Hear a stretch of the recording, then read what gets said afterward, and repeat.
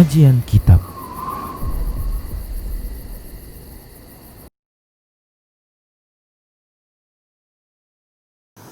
Assalamualaikum warahmatullahi wabarakatuh. Innal hamdalillah nahmaduhu wa nasta'inuhu wa nastaghfiruh wa na'udzu billahi min shururi anfusina wa min sayyiati a'malina. Man yahdihillahu fala mudilla lahu wa man yudlilhu fala hadiyalah. Wa asyhadu an la ilaha illallah wahdahu la syarikalah. Wa asyhadu anna Muhammadan abduhu wa rasuluhu sallallahu alaihi wasallam. Qala Allah tabaraka wa ta'ala, ya ayyuhalladzina amanu taqullaha haqqa tuqatih wa la tamutunna illa wa antum muslimun. Ya ayuhan nasu taqu rabbakumul ladzi khalaqakum min nafsin wahidah wa khalaqa minha zawjaha wa bassa minhuma rijalan katsiran wa nisaa'a wattaqullaha alladzi tasaaluna bihi wal arham innallaha kana 'alaikum raqiba. Ya ayyuhalladzina amanu taqullaha wa qulu qawlan sadida yuslih lakum a'malakum wa yaghfir lakum dhunubakum wa may yuti'illaha wa rasulahu faqad faza fawzan 'azima. Amma ba'd, fa inna asdaqal hadisi kitabullah wa khairal huda huda Rasulillah sallallahu alaihi wasallam wa syarral umuri muhdatsatuha wa kullu muhdatsatin bid'ah wa kullu bid'atin dhalalah wa kullu dhalalatin finnar. Para pemirsa Rosyad TV dan para pendengar Radio Medan Mengaji di mana saja Anda berada, rahimani wa rahimakumullah.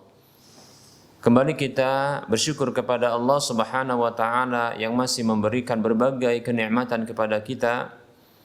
Selawat dan salam kita ucapkan untuk nabinya, Nabi tercinta Muhammad sallallahu alaihi wasallam.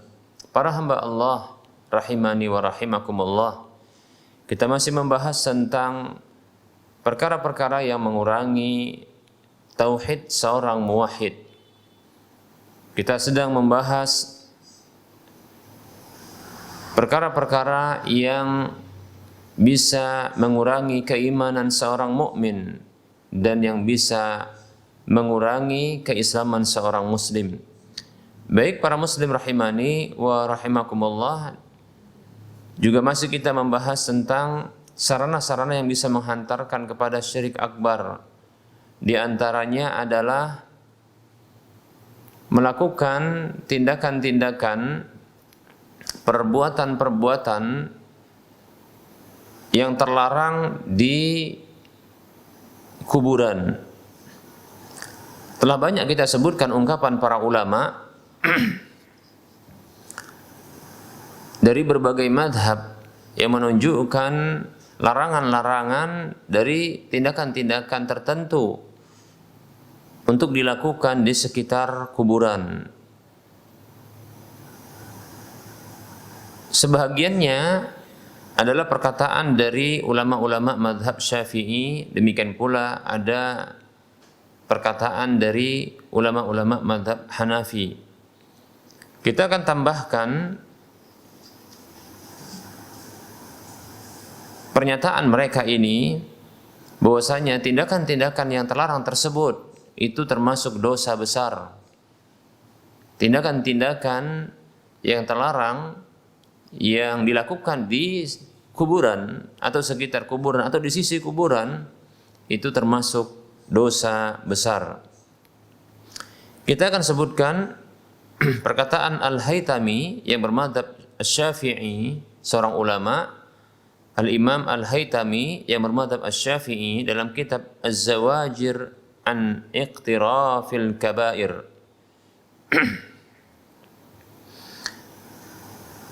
Yaitu dosa besar yang ke-93 sampai ke-98 di juz 1 halaman 148 dan 149. Beliau menyebutkan al-kabiratus sadisatu wal-rabi'atu wal-khamisatu was-sadisatu was-sabi'atu was-saminatu wat-tis'un ittikhadul quburi masajida wa iqadus sarji 'alaiha wa ittikhaduha awsanan wat tawafu biha wastilamuha wassalatu ilaiha. Beliau mengatakan dosa besar yang ke-93, 94, 95, 96, 97 dan 98 adalah ya, menjadikan kuburan itu sebagai masjid. Menerangi kuburan, memberikan penerangan pada kuburan. Kalau kita urutkan maka dosa besar yang ke-93 adalah ittikhadul kuburi masajida, ya, menjadikan kuburan itu sebagai masjid. Kemudian yang ke-94-nya wa iqadus sarji 'alaiha, menyalakan penerangan di kuburan. Kemudian wattikhaduha, ya ini dosa besar yang ke-95, wattikhaduha awsanan, menjadikan kuburan itu sebagai berhala. Kemudian yang ke-96 wattawafu biha, yaitu bertawaf mengelilingi kuburan. Wastilamuha, dosa besar yang ke-97 adalah ya menyentuh kuburan itu. Maksud menyentuh itu adalah mengusap-ngusap kuburan. Ya. Apakah dengan pipi, ya, tangan, pakaian, ya. Wassalatu ilaiha, dan yang terakhir disebutkan dosa besar yang ke-98 adalah ya salat ke arah kuburan. Kemudian beliau menyebutkan beberapa hadis-hadis Nabi sallallahu alaihi wasallam yang terdapat di dalam hadis tersebut larangan tentang hal-hal yang disebutkan tersebut, dan hadis itu menyebutkan tentang kutukan yang berlaku bagi pelakunya. Kemudian beliau menyebutkan tanbihun. Udda hadhihi sittatu minal kabairi waqa'a fi kalami ba'di asy-syafi'iyyati. Wa ka'annahu ukhidha dzalika mimma dzakartuhu min hadhihi al-ahadisi. Wa wajhu akhdhi ittikhadil qabri masjidan minha wadihun li'annahu ya lu'ina man fa'ala dhalika biquburi anbiya'ihi wa ju'ila man fa'ala dhalika biquburi sulahaihi, ya, syarrul khalqi 'inda Allah yaumal qiyamati fa fihi tahdhirun lana wa min samma qala ashabuna tuhramus salatu ila quburil anbiya'i wal awliya'i tabarrukan wa 'idhaman. Beliau menyebutkan catatan, ya, atau penegasan keenam perkara ini yang termasuk dosa besar ini, ya, atau addu hadhihi sittati minal kabairi, pengkategorian, ya, keenam hal ini termasuk dosa besar itu, ya, waqa'a fi kalami ba'di asy-syafi'iyyati, itu memang terdapat dalam ungkapan sebagian ulama-ulama mazhab Syafi'i, seolah-olah hal itu, ya, itu pengambilan hal tersebut dari apa yang telah saya sebutkan dari hadis-hadis tersebut yang disebutkan oleh Al-Imam Al-Haytami, ya. Dan alasan pengambilan atau menjadikan kuburan itu sebagai masjid termasuk dosa besar itu jelas dikarenakan, ya, dikutuk pelakunya, ya, ketika melakukan hal tersebut terhadap kuburan para nabi, ya, dan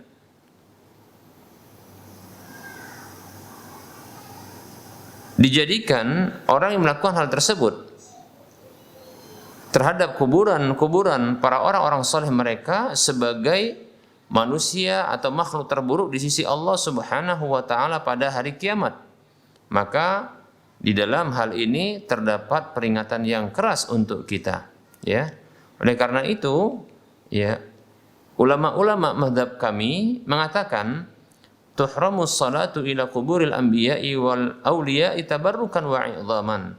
Diharamkan salat menghadap kuburan para nabi-nabi dan wali-wali karena tabarruk, yaitu ngalap berkah, wa i'dhaman, dan karena alasan pengagungan.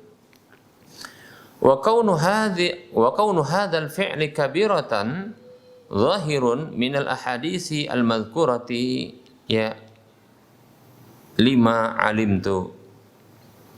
Nah, kondisi atau status perbuatan ini termasuk dosa besar itu jelas, tampak jelas itu dari hadis-hadis yang telah kita sebutkan ini, ya, berdasarkan apa yang saya ketahui. Demikian. Intaha kalamu, selesai ungkapan beliau rahimahullahu ta'ala. Kemudian ada ulama yang bermadhab Hanafi, yaitu Al-Alusi, mengucapkan atau menukilkan, ya, perkataan Imam Al-Haytami ini untuk menegaskan hal tersebut dan untuk menyatakan bagusnya ungkapan ini di dalam kitab Ar-Ruhul Ma'ani di juz yang ke-8 di halaman yang ke-225 dan 226. Baik. Jadi perhatikan di sini ada faedah besar, ya, bahwasanya ulama-ulama, ya, walaupun mereka berada di berbagai mazhab yang berbeda, satu dengan yang lainnya itu saling menguatkan, ya, saling menguatkan, bahkan mencuplik perkataan ulama-ulama dari mazhab yang lain, ya, untuk menegaskan pernyataannya, padahal dari mazhab yang lain, seperti itu, ya, tanpa mereka merasa benci untuk mengambil perkataan tersebut. Nah, ini menunjukkan bahwasanya, ya, mazhab bukanlah penghalang untuk menerima kebenaran, ya, seperti itu. Dan ini menunjukkan bahwasanya akidah Ahlus Sunnah wal Jamaah itu sama, ya, walaupun mereka berbeda dalam mazhab, ya, dalam fikih, beda mazhab fikihnya. Seperti itu para muslim rahimani wa rahimakumullah. Nah, kita lihat di sini, ya, seorang ulama yaitu Al-Haytami yang bermadzhab Asy-Syafi'i, ya, Ibnu Hajar Al-Haytami, ya, dalam yang beliau ini bermadzhab Syafi'i, ya, dalam kitab Al-Kabair, ya, yang disebut juga, ya, dengan ungkapan Az-Zawajir an Iqtirafil Kabair. Ungkapan-ungkapan beliau ini ternyata dinukil, dicuplik oleh seorang ulama yang bernama Al-Alusi yang bermadzhab Hanafi untuk menguatkan pendapat atau perkataan ulama ini, yaitu ulama, ya, yang bermadzhab Hanafi ini, yaitu Al-Alusi. Demikian, seperti itu, ya. Ya, indahnya, ya, kehidupan para ulama ini, ya, mereka saling menguatkan dalam masalah akidah, ya, seperti itu, dalam masalah prinsip. Adapun dalam masalah madhab fikih, maka tidak masalah, ya, mereka berbeda pendapat, seperti itu. Namun mereka sama satu dalam urusan akidah, dalam, ya, pembahasan akidah. Baik para muslim rahimani wa rahimakumullah. Sebagian ulama dari mazhab Hanafi dan yang lainnya, mereka menyebutkan adanya ijma' para ulama, yaitu kesepakatan yang tidak ada perbedaan pendapat di kalangan mereka bahwa, ya, tidak dianjurkan untuk melakukan safar, ya, karena alasan menziarahi kubur. Tidak ada, ya, tidak dianjurkan demikian. Kita akan sebutkan, ya, perkataan Al-Imam Al-Barkawi yang bermadzhab Hanafi yang wafat pada tahun 981 Hijriah dalam kitab Ziyaratul Qubur halaman 22 ketika beliau membahas tentang kerusakan-kerusakan ya yang diakibatkan ya sikap yang berlebihan terhadap kuburan. Beliau mengatakan wa minha as-safaru atau as-safru ilaiha ma'at ta'bil alimi wal ismil azimi fa inna jumhural ulama'i qalu as-safru ila ziyarati quburil anbiya'i was salihin bid'atun lam yaf'alha ahadun minas sahabati wat tabi'ina radhiyallahu anhum ajma'in wala amara biha rasulu rabbil alamin wala istahabbaha ahadun min a'immatil muslimina faman i'taqada dzalika qurbatan wa ta'atan faqad khalafa sunnata wal ijma'a ay al ijma'a ala adamil istihbabi walau safaru ilaihi bidzalika al i'tiqadi ay i'tiqadu anna safara mustahabbun yuhramu bi ijma'il muslimina fasarat tahrimu min jihati ittikhadhihi qurbatan wa ma'lumun anna ahadan la yusafiru ilaiha illa lidzalika. Baik, kita akan sebutkan perkataan Imam Al-Barkawi yang bermadzhab Hanafi ini ya. Di antara kerusakan dari sikap yang berlebih-lebihan terhadap kuburan adalah bersafar ke kuburan ya, bersafar ya ke kuburan, maksudnya bersafar untuk melakukan ziarah kubur disertai adanya ya kecapean yang sangat dan dosa yang berat. Lihat ini ya, padahal safar itu kan jauh, kemudian tentunya ini adalah ya disertai dengan adanya kecapean ya, kelelahan ya. Namun bersama dengan itu ada dosa yang besar. Kenapa kok disebutkan ada? Kalau capek jelas karena safar itu capek. Tapi kenapa kok ada dosa besar? Perhatikan di sini. Beliau mengatakan karena sesungguhnya jumhur ulama ya, mereka mengatakan bersafar untuk menziarahi kuburan para nabi dan orang-orang soleh adalah bid'ah. Makanya tadi kan disebut dengan ya oleh beliau adalah dosa yang berat ya. Ya, dosa yang besar. Ternyata ini bid'ah ya menurut beliau. Yaitu bersafar ya untuk berziarah kubur, bahkan ke kuburan para nabi dan orang-orang saleh. Yang hal ini tidak pernah dilakukan oleh seorang pun dari kalangan para sahabat dan tabi'in dan tidak diperintahkan oleh utusan Rabbul Alamin yaitu Rasulullah Muhammad SAW, dan tidak pula ya dinyatakan atau tidak pula dianjurkan, tidak dinyatakan bagusnya dan tidak dianjurkan oleh salah seorang pun dari imam-imam, ulama-ulama kaum muslimin. Maka siapa saja yang meyakini hal tersebut sebagai bentuk ya ibadah dan ketaatan, maka sungguh dia telah menyalahi petunjuk Nabi SAW dan ijma'. Itu ijma' para ulama yang tidak ada perbedaan pendapat sedikit pun tentang bahwa hal tersebut tidak dianjurkan. Andaikan dia bersafar untuk berziarah kubur, walaupun itu kuburan Nabi maupun para ulama-ulama, orang-orang soleh, dengan keyakinan seperti ini, yaitu keyakinan bahwasanya bersafar itu adalah dianjurkan, maka diharamkan berdasarkan ijma' kaum muslimin. Ya, begitu kata beliau. Maka jadilah ya pengharaman tersebut ya dari sisi menjadikan safar itu sebagai ibadah. Nah, disinilah dia terlarangi hal tersebut, yaitu safar untuk berziarah kubur ke kuburan para nabi, orang-orang soleh, para wali, ya, ulama, ya. Itu dijadikan sebagai bentuk ibadah, maka inilah yang diharamkan seperti itu. Wa ma'lumun anna ahadan la yusafiru ilaiha illa lidzalika. Dan ya sudah menjadi kemakluman bahwasannya ya seseorang itu tidaklah bersafar untuk ziarah kubur itu kecuali memang dengan alasan itu adalah ketaatan atau itu merupakan ibadah, seperti itu ya. Baik para muslim rahimani wa rahimakumullah.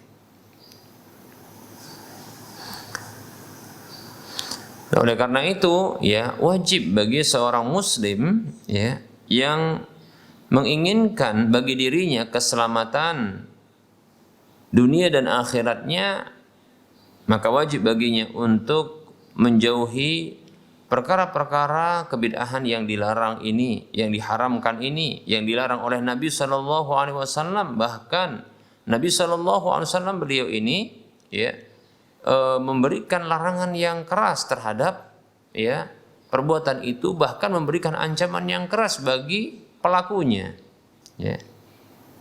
Sebagaimana semua para salafus saleh dari umat ini ya, dari berbagai madhab ya, mereka ini semuanya menjauhi hal-hal tersebut ya, karena memang mengikuti nabi mereka ya, karena mengikuti nabi mereka itu Nabi kita Muhammad sallallahu alaihi wasallam, dan memang karena mereka ini menjauhi apa saja yang beliau larang, yang dilarang oleh Nabi kita Muhammad sallallahu alaihi wasallam. Maka kita contoh, kita teladani para salafus saleh kita, ulama-ulama kita. Demikian para muslim rahimani wa rahimakumullah.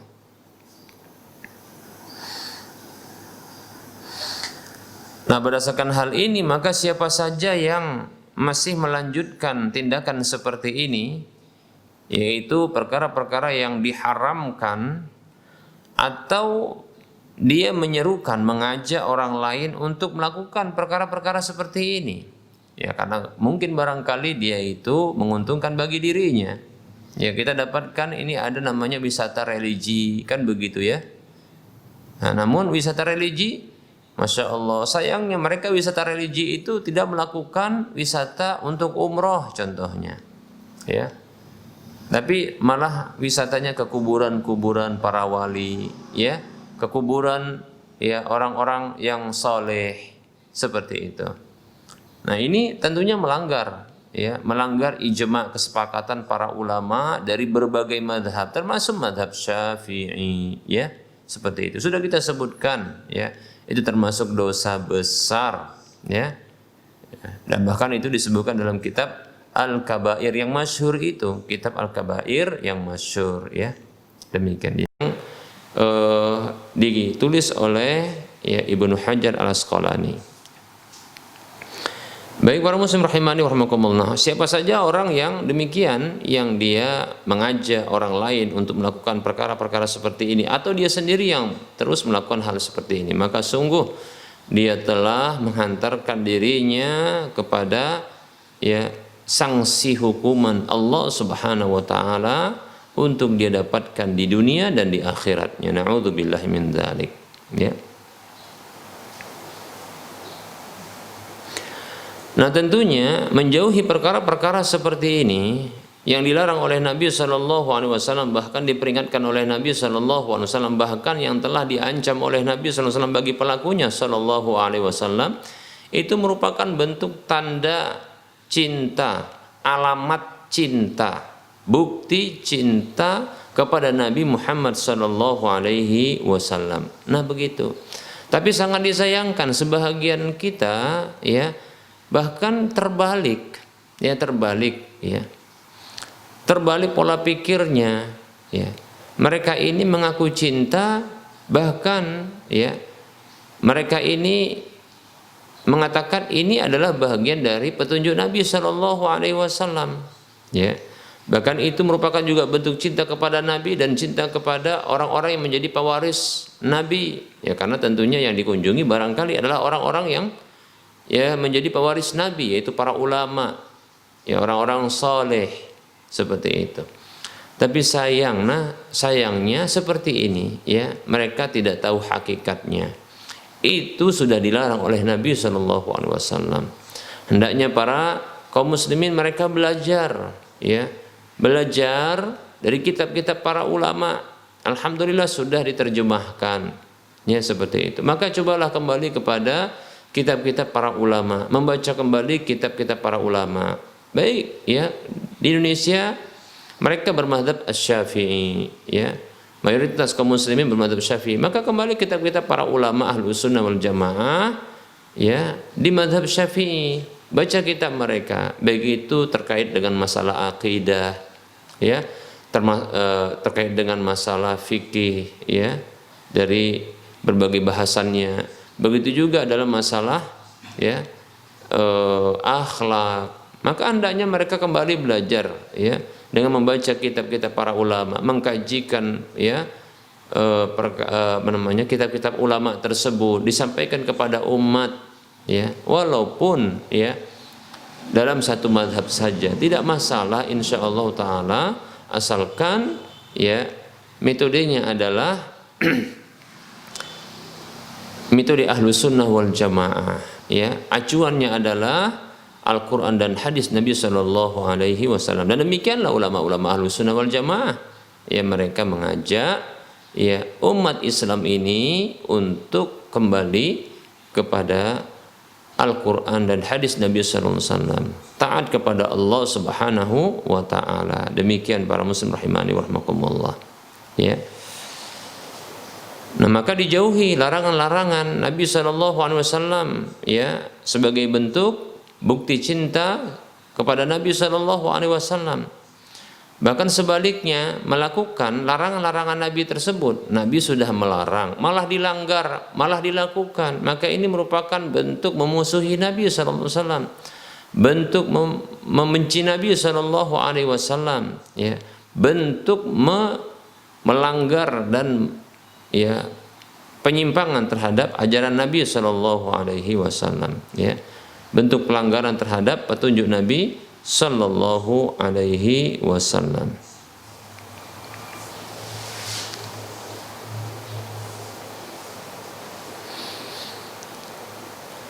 Perhatikan para muslim rahimani wa rahimakumullah. Mengapa demikian? Karena memang Nabi kita Muhammad sallallahu alaihi wasallam ya begitu bersemangatnya ya untuk mengarahkan umatnya ini di atas kebenaran, bahkan memotivasi mereka ya ketika beliau hendak wafat ya, ketika beliau hendak wafat sampai-sampai beliau ini mengingatkan ya umat beliau ya, beberapa hari seperti yang pernah kita sebutkan, 5 hari sebelum wafat Nabi Shallallahu Alaihi Wasallam ya, beliau ini ya mengingatkan perkara ini, hal-hal seperti ini ya, memperingatkan ya umatnya agar tidak melakukan tindakan-tindakan dari orang-orang yang dikutuk oleh Allah Subhanahu wa taala, yaitu Yahudi dan Nasrani, yang mereka menjadikan kuburan-kuburan para nabi dan orang-orang saleh mereka itu sebagai masjid, tempat ibadah, demikian. Seperti itu, ya. Bahkan Nabi sallallahu alaihi wasallam ya dengan jelas mengatakan, sesungguhnya aku larang kalian dari hal tersebut. Baik para muslim rahimani wa rahimakumullah. Kita masih akan lanjutkan ya pernyataan dari beberapa ulama ya, karena ini ya perkataan ulama ini begitu ya, begitu mengagumkan ya. Ini menjadi pencerahan bagi umat Islam ya. Walaupun dari berbagai mazhab ya, kita tidak sungkan untuk menyebutkan ya perkataan-perkataan ulama dari berbagai mazhab. Asalkan kita tahu mereka ini adalah ulama yang lurus akidahnya, ulama yang termasuk Ahlus Sunnah wal Jamaah, demikian ya, seperti itu. Perhatikan, masih kita menyebutkan perkataan ya Al-Imam Al-Barkawi yang bermadzhab Hanafi, yang beliau mengatakan dalam kitab Ziyaratul Qubur halaman 19 dan 20.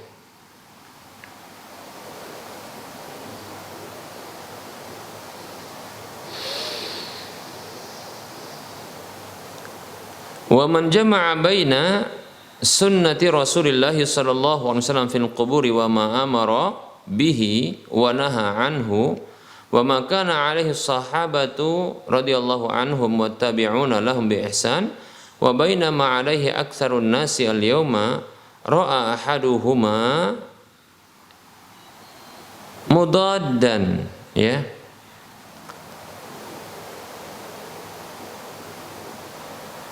lil akhari munaqidan lahu bihaitsu la yajtami'ani abadan fa innahu alaihi salamu naha 'ani salati ila al-quburi wa hum yukhalifunahu wa yusalluna 'indaha wa naha 'an ittikhadil masajidi 'alaiha wa hum yukhalifunahu wa yabnuna 'alaiha masajida wa yusammunaha masyahida wa naha 'an iqadis sarji 'alaiha wa hum yukhalifunahu wa yuqiduna 'alaiha al-qanadila wasyumu'a bal yuqifuna lidzalika awqafan wa amara bi taswiyatiha wa hum yukhalifunahu wa yarfa'unaha minal ardi kal baiti wa naha an tajsisiha wal bina'i 'alaiha wa hum yukhalifunahu wa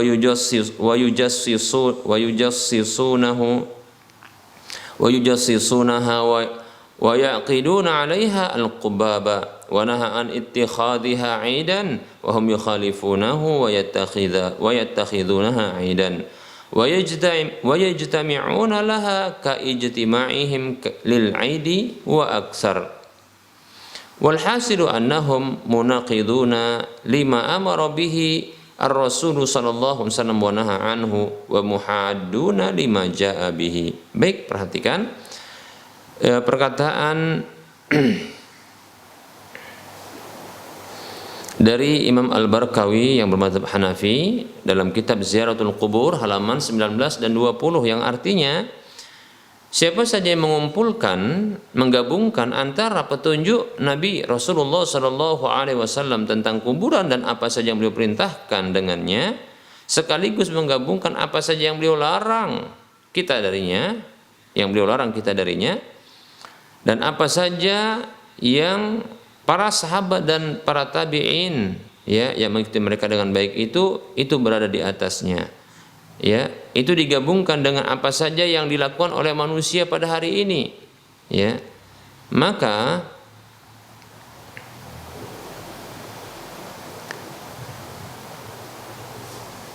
terlihat, ya, salah satu hal ini itu bertentangan dengan yang lainnya, ya, yang saling kontradiksi satu dengan yang lainnya, yang hal ini tak akan bisa berkumpul selamanya. Dua hal ini tidak akan bisa berkumpul selamanya. Kita lihat, ya, sesungguhnya Nabi SAW telah melarang untuk melakukan sholat, ya, ke arah kuburan. Nah, ini kan tentunya sunnah Nabi, petunjuk Nabi, yaitu larangan sholat ke kuburan. Untuk ziarah kubur adalah sesuatu yang dianjurkan oleh Nabi SAW. Ya, kata beliau SAW, kuntu nahaitukum, ya, an ziyaratil quburi fazuruha. Dahulu aku pernah larang kalian dari ziarah kubur. Maka berziarah kuburlah, demikian, ya. Maka ziarah kubur, ya. Nah, ketika di kuburan dilarang oleh Nabi SAW untuk sholat ke arah kuburan, wa hum yukhalifunahu wa yusalluna indaha. Namun mereka, orang-orang saat ini, ya, mereka itu, ya, menyelisihi Nabi SAW dan mereka sholat di sisi kuburan, menghadap kuburan. Nabi SAW melarang, ya, menjadikan masjid-masjid, ya, itu berada di atas kuburan. Dilarang itu menjadikan, ya, kuburan sebagai masjid atau menjadikan masjid sebagai, ya, kuburan, ya. Namun kita dapatkan mereka itu menyalahi Nabi SAW. Mereka itu membangun, ya, masjid-masjid di atas kuburan, bahkan mereka menamakan hal itu sebagai masyahid, ya, masyahid, ya, masyahid. Ya, arti masyahid mungkin seperti prasasti atau sebagai tempat yang dikunjungi, sebagai tempat yang disaksikan, seperti itu, ya. Nabi SAW melarang untuk, ya, memberikan penerangan pada kuburan. Namun mereka ini malah menyalahi Nabi SAW.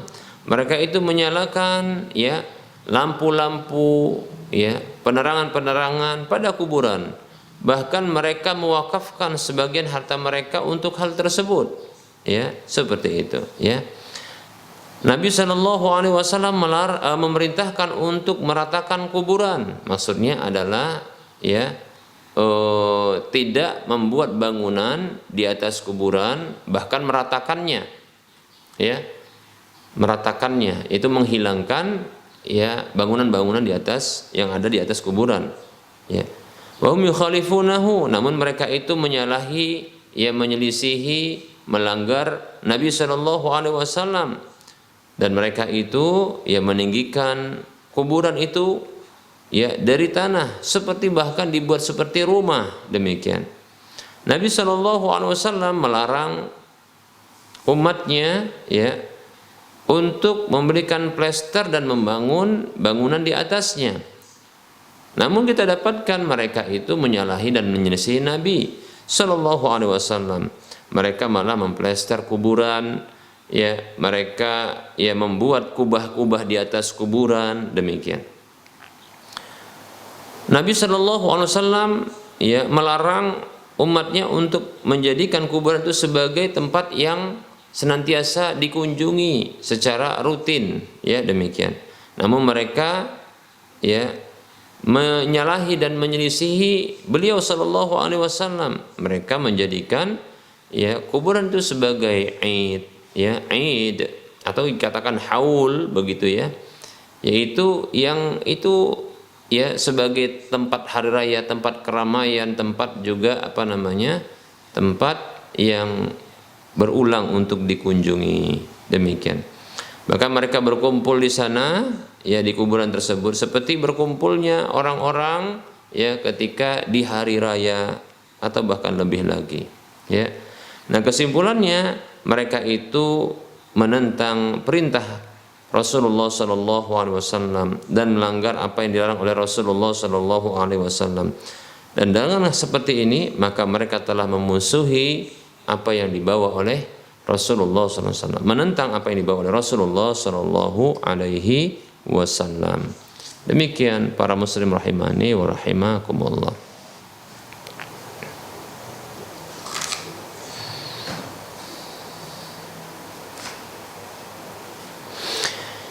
Baik para muslim rahimani wa rahimakumullah, yang luar biasanya adalah kita dapatkan, ya,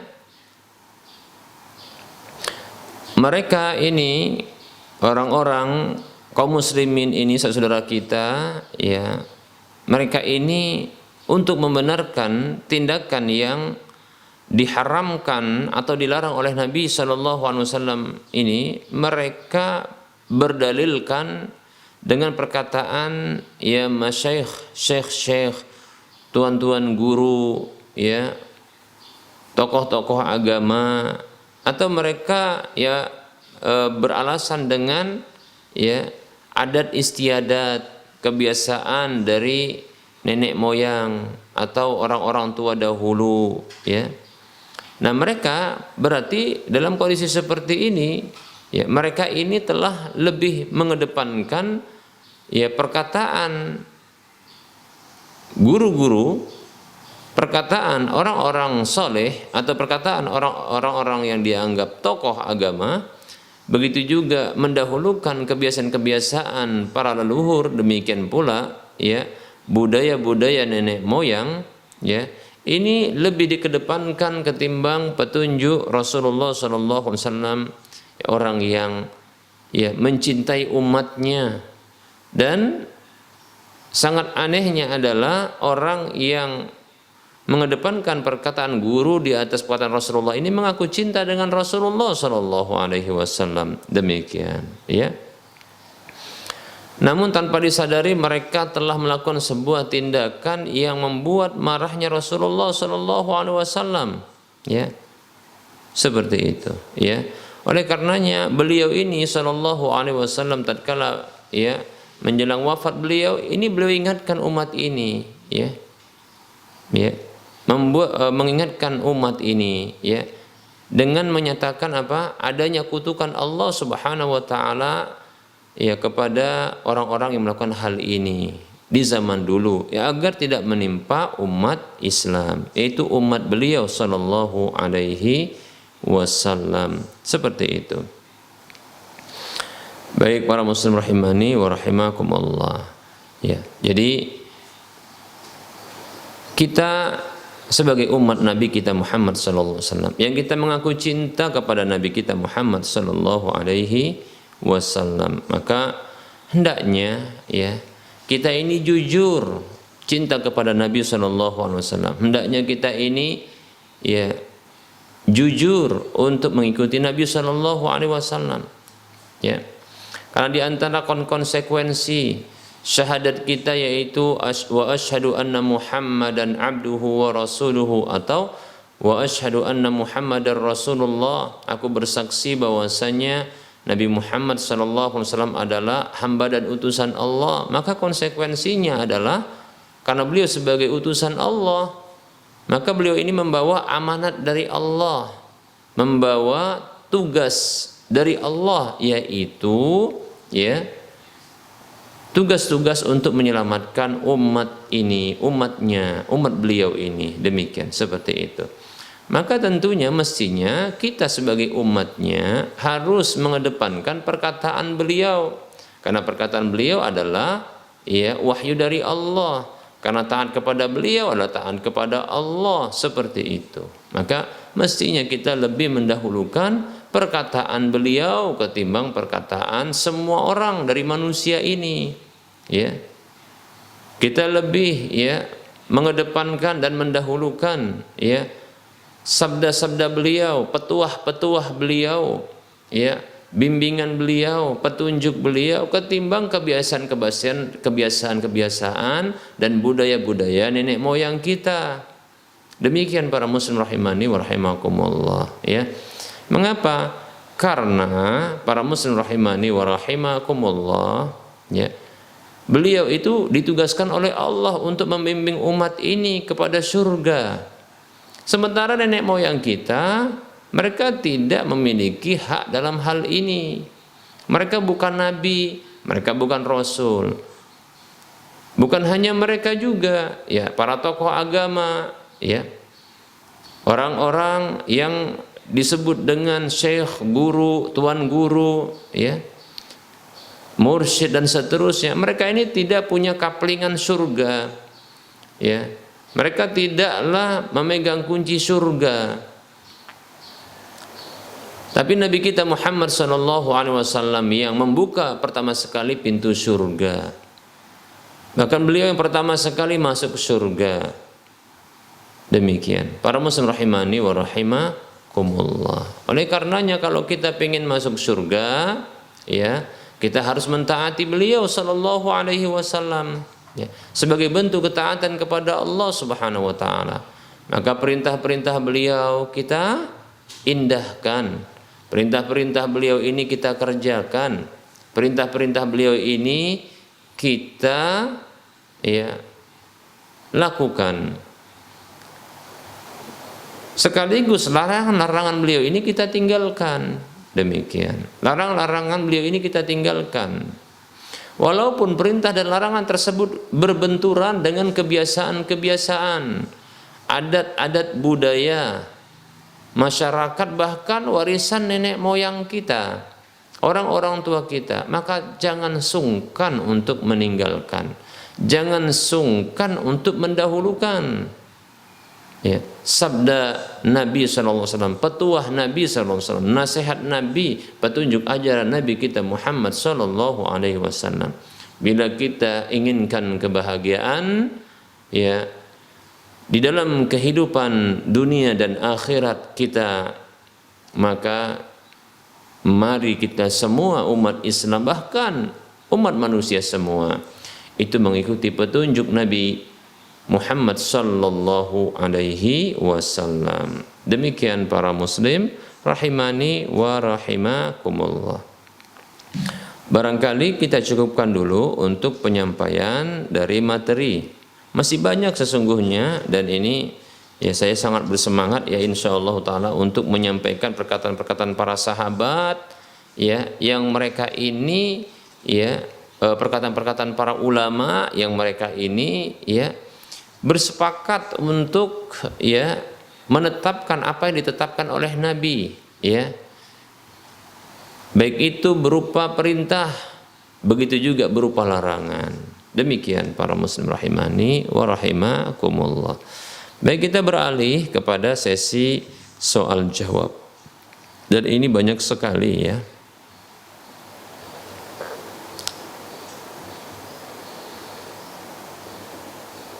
Kita mencoba untuk menjawab pertanyaan ya dengan izin Allah, dan tentunya sesuai dengan apa yang sampai ilmunya kepada saya ya.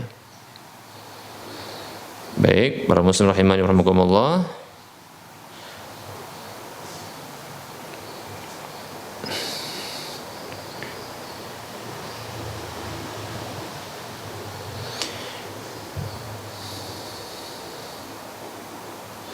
Bismillah, assalamualaikum Pak Ustadz, saya ingin bertanya, kedua orang tua saya adalah orang Nasrani.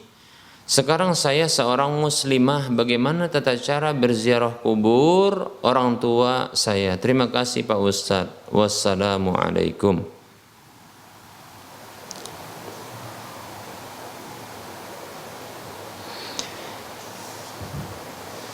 Waalaikumsalam warahmatullahi wabarakatuh. Ya. Baik para muslim rahimani wa rahimakumullah.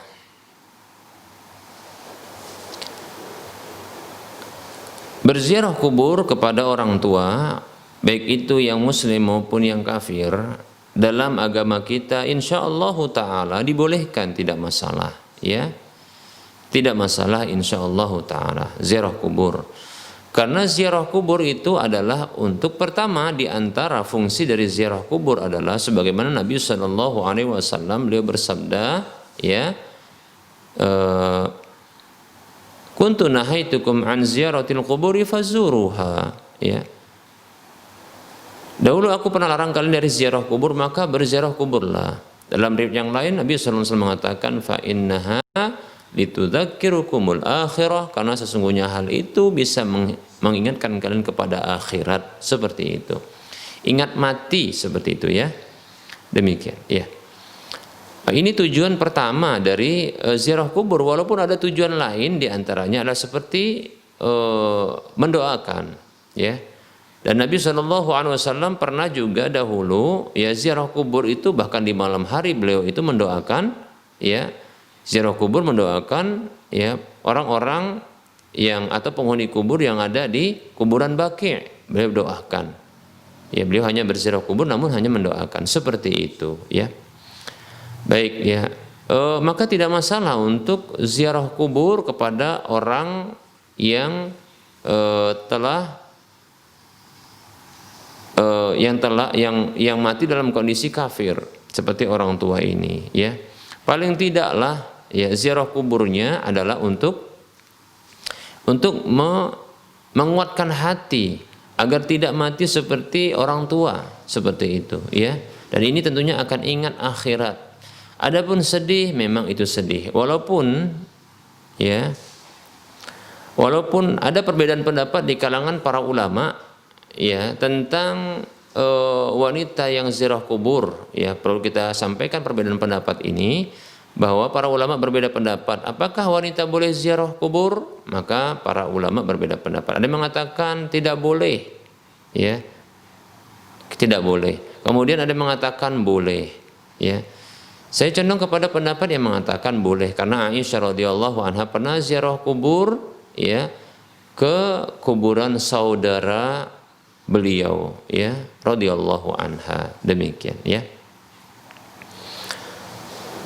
Ya, maka boleh, silahkan ya. Apa tujuannya? Untuk mengingat mati ya, agar tidak mati seperti orang tua dalam kondisi kafir. Adapun untuk mendoakan maka tidak boleh ya. Mendoakan orang tua yang mati dalam kondisi kafir tidak boleh ya, baik itu doa untuk untuk dikurangi siksa kubur karena memang tidak bermanfaat karena mati kafir. Begitu juga doa ampunan, begitu juga tidak akan bermanfaat karena mati dalam kondisi kafir ya, seperti itu. Nah, ini bisa ada larangan Allah Subhanahu wa taala kepada nabi dan orang-orang beriman untuk memintakan ampun kepada ya Allah Subhanahu wa taala ya untuk dosa-dosa orang-orang yang kafir, yang mereka itu mati dalam kondisi kafir, sebagaimana disebutkan oleh Allah Subhanahu wa taala di dalam surah At-Taubah seperti itu. Maka ya jangan kita langgar larangan Nabi larangan Allah Subhanahu wa taala ini untuk ya mintakan ampun ya bagi orang tua kita yang telah wafat dalam kondisi kafir. Ya tidak boleh ya, karena ada larangannya seperti itu. Hanya saja untuk mengingat mati ya, menambah keyakinan, menambah keislaman, menambah keimanan, maka silakan boleh ya, hukum asalnya boleh ya. Wallahu ta'ala a'lam.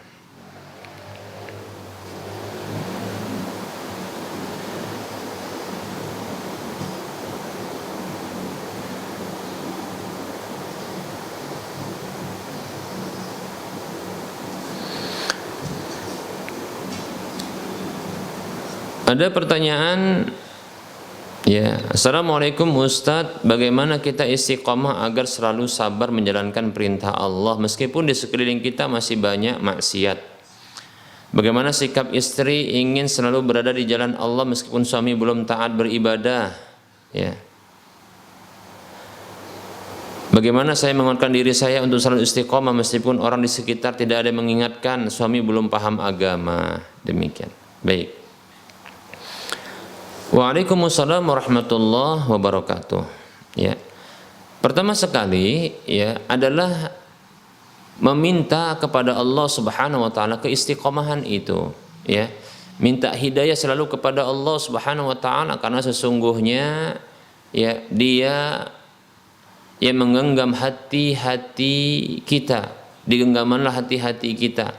Di jari jemarinya itu hati-hati kita, ya. Maka Dia membolak-balikkan hati ini kemana saja yang Dia kehendaki. Allah memberikan hidayah kepada siapa saja yang Dia kehendaki.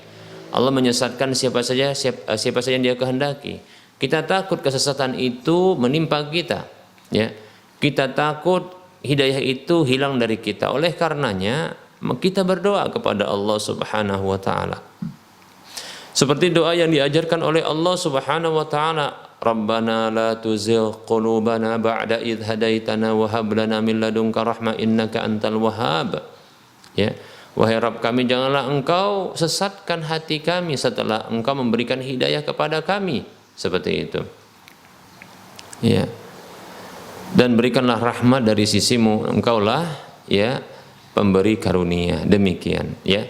Bisa juga doa dengan ya muqallibal qulub tsabbit qalbi ala dinik, wahai zat yang membolak-balikkan hati, maka kokohkanlah, kuatkanlah hatiku ini di atas agamamu.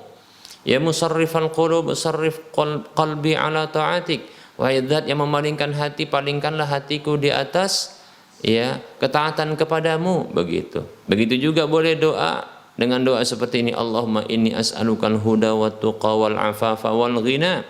Ya Allah, aku meminta kepadamu hidayah. Aku minta kepadamu ketakwaan, aku minta kepadamu ya kehormatan diri, dan aku minta kepadamu kecukupan. Demikian. Ya, kita senantiasa dalam salat juga membaca ihdinas siratal mustaqim. Tunjukkanlah kami ke jalan yang lurus, siratal ladzina an'amta alaihim, jalan orang-orang yang telah Engkau beri nikmat kepada mereka, ghairil maghdubi alaihim waladdallin, bukan jalan orang yang Engkau murkai dan juga bukan jalan orang yang sesat, seperti itu. Boleh juga untuk meminta doa seperti ini, ya. Yang jelas berdoa kepada Allah. Dan betapa banyak ya orang-orang yang berdoa seperti ini, maka Allah Subhanahu wa taala kokohkan memang, ya. Allah berikan petunjuk kepadanya, bimbingan kepadanya, ya. Sungguh kita takut mati dalam kondisi kafir, sebagaimana juga kita takut mati dalam kondisi fasik, ya. Dan itu menakutkan karena ada ancaman siksa di balik itu. Na'udzubillahi min dzalik. Seperti itu, ya. Kemudian kita juga mintakan ya kepada Allah, atau kita berdoa kepada Allah agar Allah memberikan hidayah juga kepada orang-orang yang kita kasihi, orang-orang yang ada di sekitar kita yang kita cintai. Seperti contohnya pasangan hidup kita, orang tua kita, anak-anak kita, ya seperti itu. Atau siapa saja yang kita inginkan mereka itu mendapatkan hidayah Allah Subhanahu wa taala. Kita doakan bersamaan mendoakan kita seperti itu dan seterusnya. Jangan bosan dan jangan hanya sekali-sekali, tapi berterusan tanpa ya kita bosan, tanpa henti.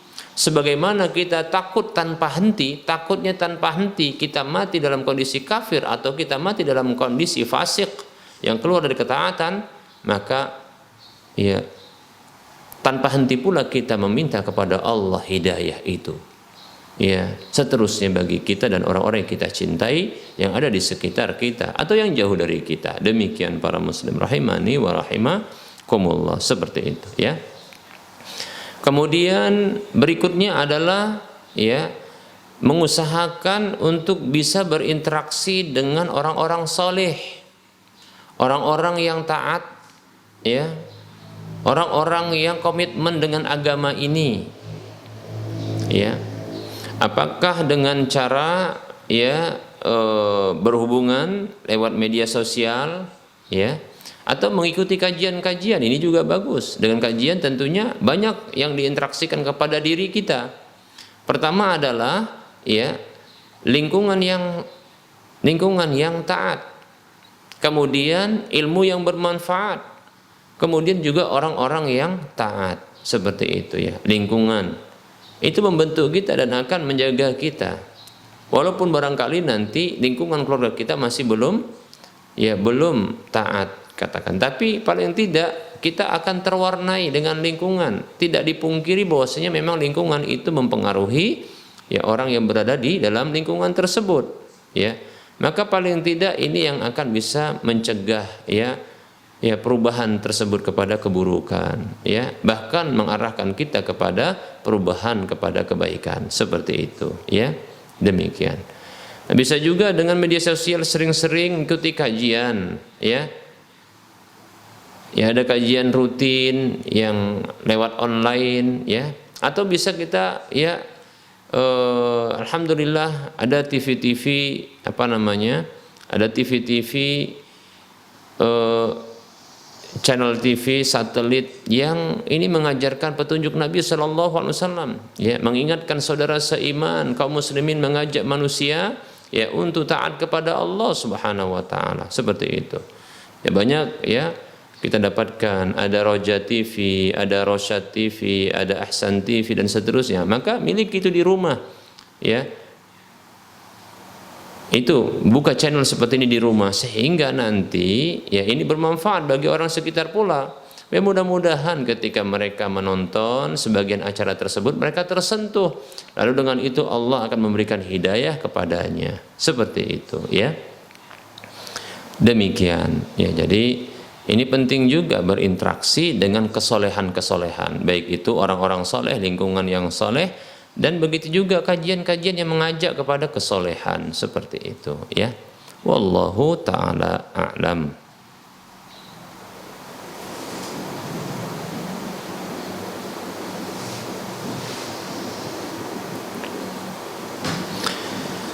Bismillah, assalamualaikum Ustadz, saya mau bertanya, bolehkah kita datang ke acara walimahan sedangkan wanitanya hamil di luar nikah? Waalaikumsalam warahmatullahi wabarakatuh ya.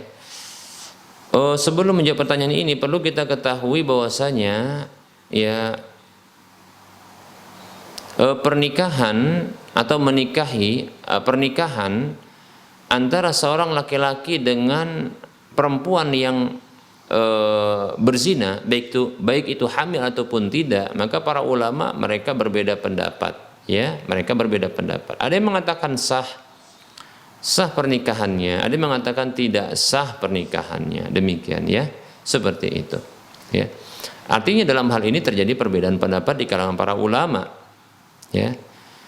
Nah, adapun walimahannya adalah tentunya ini acara yang ada dikarenakan pernikahan tersebut ya. Ya. Demikian. Saya condong ya kasus untuk seperti ini para muslim rahimani wa rahimakumullah, tidak masalah untuk menghadiri ya ya undangan acara walimahan ya atas pernikahan wanita yang hamil di luar nikah. Karena pernikahan seperti ini terjadi perbedaan pendapat di kalangan para ulama ya. Jadi ini merupakan bentuk apa? Bentuk toleransi dalam berbeda pendapat seperti itu ya. Maka toleransi, karena hal ini tidaklah masalah, tidaklah dia satu pendapat saja ya. Bukan satu yang contohnya haram yang seperti ini, ternyata ada pendapat yang mengatakan itu pernikahan sah. Adapun ya perzinahan tersebut bukanlah pernikahan itu artinya melegalkan perzinahan, tidak. Ya. Adapun orang yang berpikiran seperti ini tentunya ini pikiran syaitan tentunya. Ya.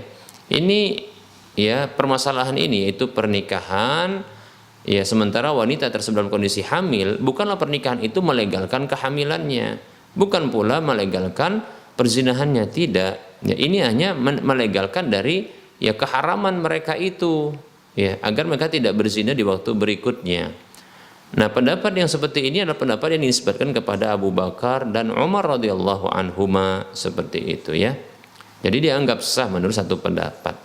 Nah, kita sebagai orang yang berpendapat bahwasanya oh ini haram, tidak sah, maka ya kalau kita tidak hadir maka itu tidak masalah bagi kita, karena kita barangkali berpendapat itu tidak sah pernikahannya, kan begitu. Namun saya condong untuk memberlakukan toleransi dalam hal ini ketika berbeda pendapat, ya. Demikian, karena menurut orang yang melakukannya itu sah seperti itu, ya itu sah. Namun perlu kita ketahui dan kita camkan itu bukanlah pelegalan terhadap ya kehamilan di luar nikah atau perzinahan, itu bukan, ya bukan. Demikian. Lebih-lebih kita tahu bahwasanya ya menghadiri undangan walimah itu hukumnya adalah wajib, ya. Di antara hak muslim atas muslim yang lainnya kata Nabi sallallahu alaihi wasallam, ya, hakul muslimi 'alal muslim khamsun, hak seorang muslim atas muslim yang lain itu ada 5, ya. Di antaranya adalah wa ijabatu da'wati, memenuhi ya undangan seperti itu. Hadis riwayat Bukhari Muslim. Maka itu wajib. Nah, ketika tidak ada acara kemaksiatan di dalamnya seperti musik-musik, ya, atau hal-hal kemaksiatan yang lainnya seperti khamr yang dituangkan atau khamr yang dihidangkan dan seterusnya, maka insyaallah taala boleh ya untuk hadir. Wallahu taala a'lam.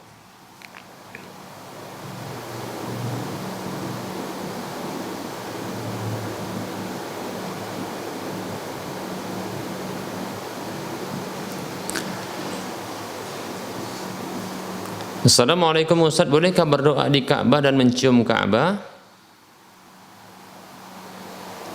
Waalaikumsalam warahmatullahi wabarakatuh. Ya. Apabila ya berdoa di Ka'bah dan mencium Ka'bah ini adalah maksudnya mencium Hajar Aswad dalam kondisi ketika tawaf, ya, ketika melakukan tawaf, begitu juga berdoa ketika itu, maka ini boleh saja. Bahkan ini termasuk yang disunnahkan, ya, bagian dari ya pelaksanaan tawaf itu. Karena ketika kita berkeliling ya mengitari Ka'bah itu ada doa di antaranya. Itu ketika kita berada di sisi ya Ka'bah yang kita akan bergerak mendekati Hajar Aswad, kita dianjurkan untuk berdoa, Rabbana atina fid dunya hasanah wa fil akhirati hasanah wa qina adzabannar, begitu. Begitu juga ketika berkeliling ya Ka'bah di sisi-sisi yang lain itu berkeliling dalam kondisi tawaf, maka kita boleh untuk berdoa dengan doa apa saja. Baik itu untuk urusan dunia kita maupun urusan akhirat kita, meminta kepada Allah. Lalu ketika kita melewati ya melewati sisi Ka'bah yang ada Hajar Aswadnya. Kalau memungkinkan kita dianjurkan untuk mencium ya sisi Ka'bah itu, yaitu Hajar Aswadnya sesungguhnya yang dicium itu ya. Maka bila seperti ini maka itu dibolehkan. Adapun selain ini maka ini dikhawatirkan ya tidak ada petunjuk Nabi sallallahu alaihi wasallam padanya. Ya, tidak ada petunjuk Nabi sallallahu alaihi wasallam padanya. Dikhawatirkan tertolak. Man amila amalan laisa alaihi amruna fahuwa raddun. Hadis riwayat Muslim. Siapa saja yang beramal dengan sebuah amalan yang tidak ada perintah kami padanya maka tertolak. Wallahu ta'ala alam. Ya. Siapa saja yang ingin amalnya diterima maka harus ada perintahnya. Boleh enggak kira-kira berdoa di Ka'bah sementara dalam kondisi tidak tawaf? Ya kalau seandainya habis sholat 5 waktu atau habis sholat sunat lantas berdoa meminta kepada Allah ya. Karena ya menghadap Ka'bah ketika itu maka ini bagus, tidak masalah ya. Demikian. Tidak masalah insyaallah taala. Karena memang Ka'bah adalah kiblat kita dan dianjurkan kita berdoa menghadap kiblat. Adapun mencium Ka'bah, kalau dicium ini Ka'bah dalam kondisi dia tidak tidak tawaf, maka ini dirinci ya. Kalau mencium Ka'bah karena contoh ya, menciumnya itu karena dia baru melihat pertama kali, dia inginkan hanya untuk memeluk dan menciumnya tanpa ada niat untuk beribadah kepada Allah, karena dia baru tahu ini Ka'bah, begitu rindunya dia dengan Ka'bah, diciumnya ya atau dipeluknya, apakah salah? Saya condong tidak, karena orang yang melakukan ini tidak bermaksud untuk beribadah, tapi dia hanya ya mungkin ingin memeluknya, memenuhi kerinduannya, maka tidak masalah. Namun bila dia melakukan itu dengan pengagungan kepada Ka'bah atau dengan maksud beribadah kepada Allah dengan cara mencium dan memeluk ini, maka tidak dibenarkan, karena mencium itu dengan maksud beribadah kepada Allah adalah mencium Hajar Aswad ya. Ya. Adapun memeluk ya, maka ada perbedaan pendapat ya. Memeluk ini ya, ini adalah merapatkan tubuh kita, menempelkan pipi ya, kemudian merapatkan tubuh kita, mengangkat tangan kita ya ke Ka'bah itu ya. Ini kita tempelkan pada sisi Ka'bah setelah Hajar Aswad ini ya. Maka yang seperti ini terjadi perbedaan pendapat di kalangan para ulama. Ada yang membolehkan ya, bukan maksudnya ada yang mensyariatkan mengatakan itu sunnah, ada yang mengatakan tidak. Perbedaan pendapat ini kalau tidak salah disebabkan karena ada perbedaan pendapat tentang hadisnya. Status hadisnya apakah sahih ataukah tidak dari Nabi SAW. Wallahu ta'ala alam. Bagi mengatakan sahih maka silahkan lakukan ya, tapi itu posisinya adalah setelah Hajar Aswad ya. Kalau mengatakan tidak sahih maka ya dia tidak melakukannya tentunya. Wallahu ta'ala a'lam.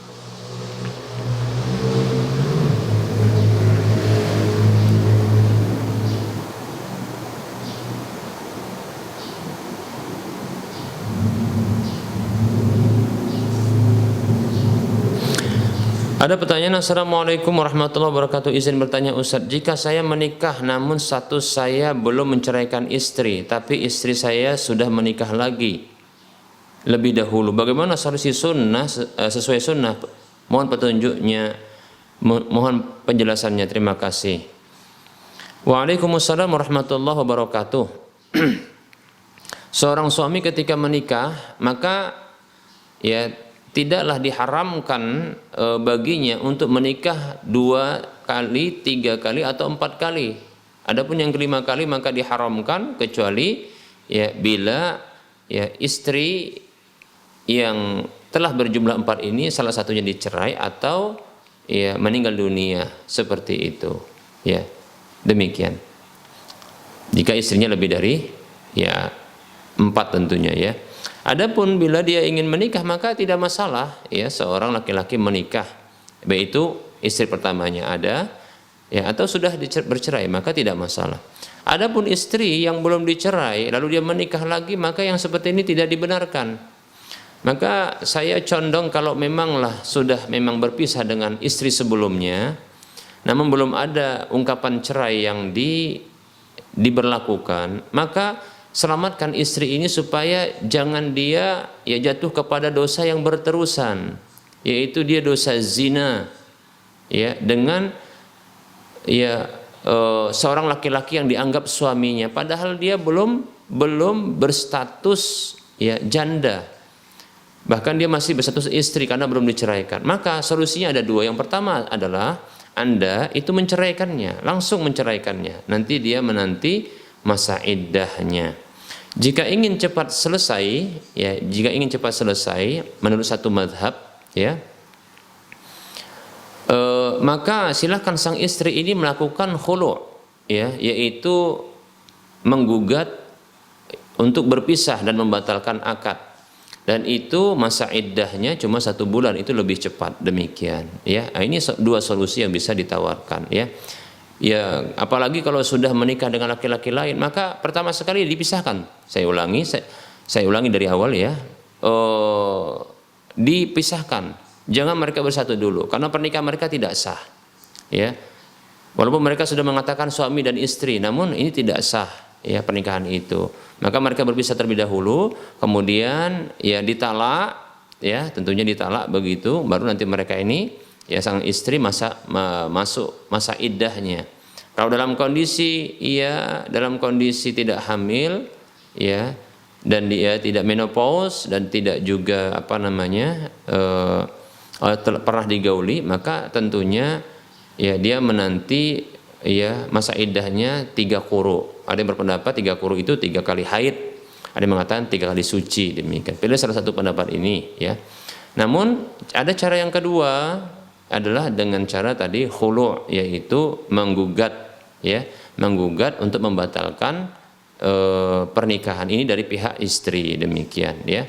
Dan itu nanti masa iddahnya menurut satu pendapat adalah 1 bulan saja, atau 1 kali haid saja, wallahu ta'ala a'lam.